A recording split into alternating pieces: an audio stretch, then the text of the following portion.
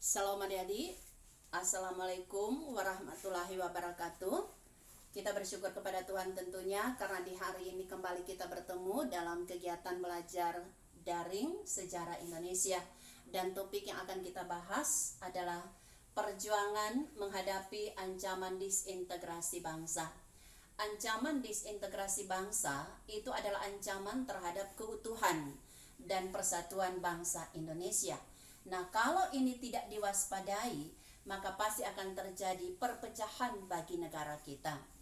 Dan perlu adik-adik ketahui, ini ditandai dengan terjadi berbagai pergolakan di tanah air kita pada periode tahun 1948 sampai tahun 1965, di mana ada 3 bentuk pergolakan yang terjadi. Pertama, pergolakan yang berkaitan dengan ideologi.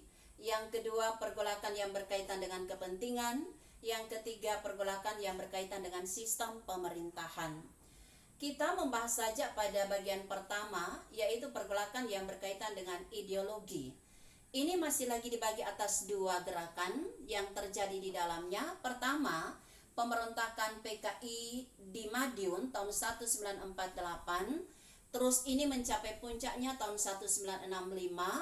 Yang kedua adalah gerakan DITII. Namun ibu lebih fokus pada pembahasan yang pertama ini menyangkut tentang pemberontakan PKI. Adik-adik perlu ketahui bahwa seperti yang telah kita ketahui dari sejak tahun 1945, ideologi kita adalah ideologi Pancasila.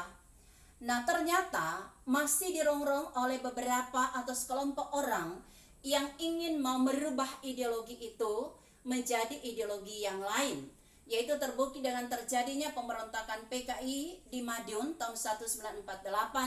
Mereka mau melakukan pemberontakannya karena mau merubah Pancasila menjadi negara komunis. Nah, adik-adik, tentunya ini mendapat perhatian yang serius oleh pemerintah pada waktu itu, dan pemerintah harus bertindak tegas untuk melakukan gerakan penumpasan. Dan itu pun terjadi sehingga pimpinan PKI Musso berhasil ditembak dalam peristiwa penumpasan gerakan ini.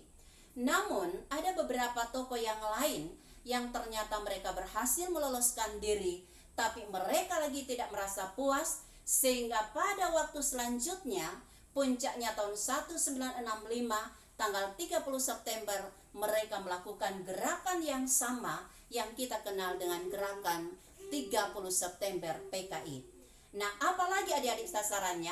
Tidak lain adalah mereka mau merubah kembali ideologi kita menjadi komunis, tetapi yang paling mereka harus lakukan adalah mereka mau membunuh, menculik para tokoh-tokoh di negara kita yang dianggap gigih membela Pancasila.